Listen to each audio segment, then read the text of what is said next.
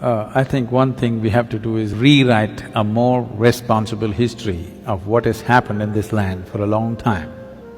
Not in the last 3,000 years, not in the 1400 years.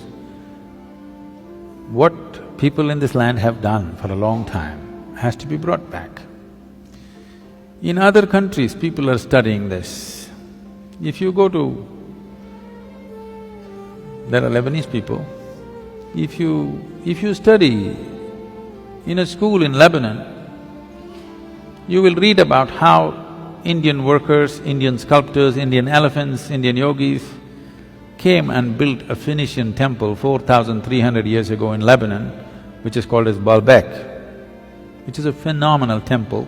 4,300 years ago, some of the foundation stones are over 300 tons and there is no granite in Lebanon. They transported it all the way from Egypt, across the canal and up the mountain and put it up there. Indian elephants, workers and sculptors worked. The proof, there is enough proof, but one proof is visually hanging there is lotuses in the ceiling.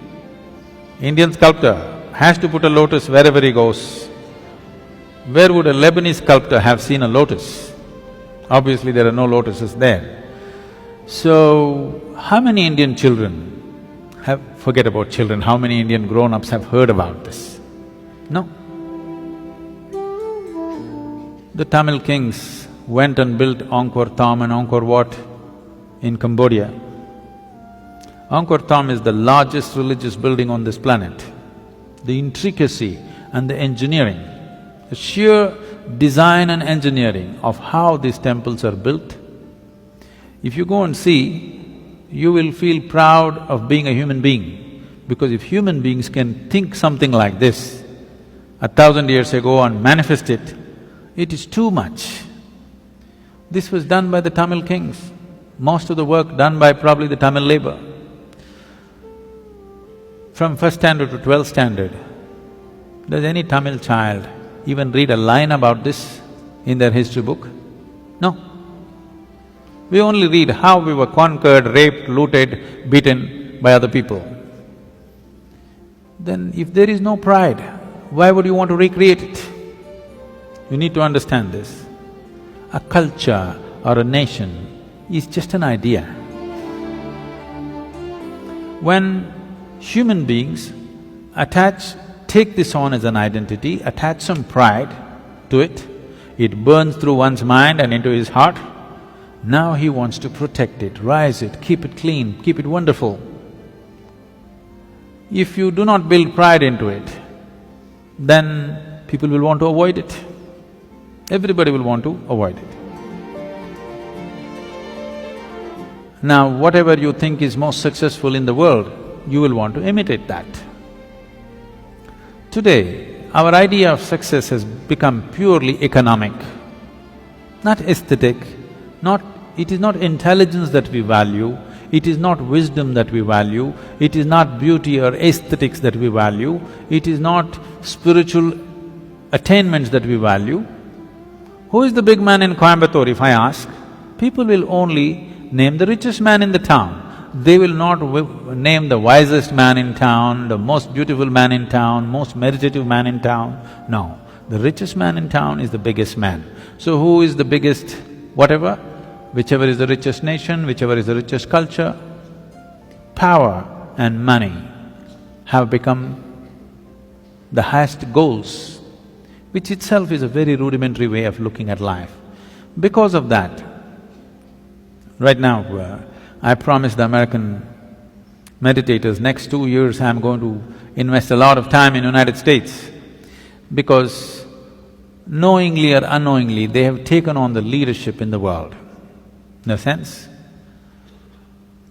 see, if all the American people wear blue workman's clothes, half the world is wearing Americans' workman's clothes. You just go to any city, Mumbai or Chennai or Bangalore especially, you look down below the knees, more than 60% is wearing blue denims.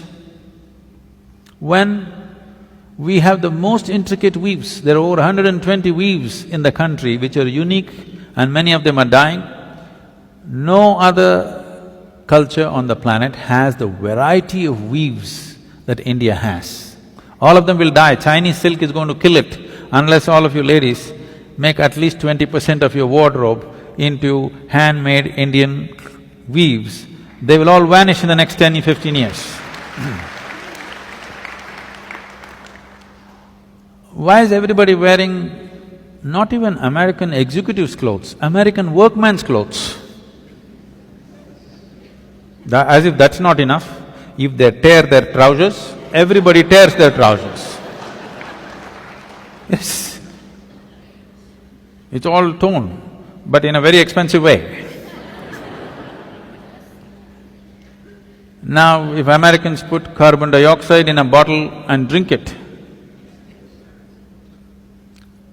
even a kindergarten child knows human body needs oxygen, not carbon dioxide. But because America drinks carbon dioxide and says this is the real thing, more than half the world drinks carbonated water today.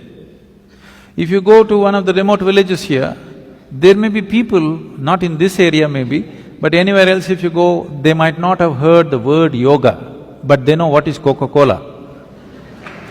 Okay? So, I thought if Americans tear their trousers, everybody tears, Americans wear their pants down in their seat, everybody does the same thing, Americans drink carbon dioxide, everybody does that. So I thought if we can get America to meditate, the world will meditate.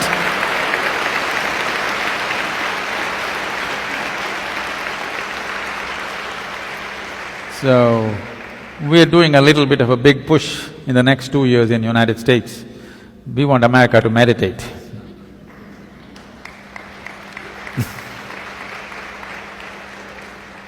They're kind of getting ready, they're tired of the carbonated water.